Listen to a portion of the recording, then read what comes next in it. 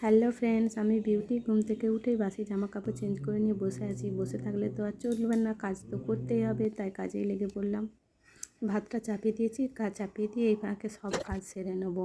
এদিকে সোফার কভারটা এত ময়লা হয়েছে না, ওই জন্য একটু গরম জল গরম করে জল সার্ফে দিয়ে আর ভিজিয়ে সার্ফে রেখেছি। ভিজিয়ে রাখবো, পরে দু ভাই দুই পরিষ্কার করে ঘরে নেবো। ঘুমোচ্ছে, এই ফাঁকে সব কাজ সেরে নিই।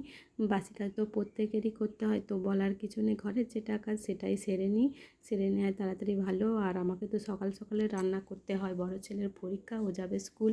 ওর বাবা হয়ে যায় ছোটো স্কুল যায়, এখন শরীর খারাপ বলে পাঠাবো না। আর ঘরেতেও আর বাইরে বেরিয়ে দেখি বাইরেটাও পরিষ্কার করে নিলে ভালো হয়। বাইরেটা এত নোংরা করে রেখেছে, আমিও হেতা সেতা চলে যাচ্ছি, পরিষ্কারও করা হচ্ছে না। যেহেতু ওরা ঘুমোচ্ছে, তাই আজকে জল দিয়ে পরিষ্কারই করে নেবো।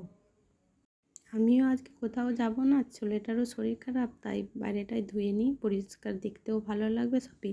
ছোটোটা হেতা হোতা থেকে ময়লা নিয়ে আসে, সব চারিদিকে ফেলে, ওই জন্য চারিদিকটা নোংরা হয়ে থাকে।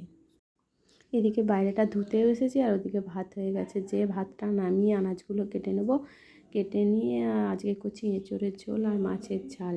আর বেশি কিছু করব না। ব্রেকফাস্টও হয়েছে, রুটি আর আলুর তরকারি আছে, তার আলুর তরকারি দিয়ে মুড়ি খাইয়ে নেবো। এরপরে কাজ রান্নাবান্না হয়ে গেলে বিছানার চাদরটা গুছিয়ে নিচ্ছি। আবার আসছি নেক্সট ব্লগ। টাটা।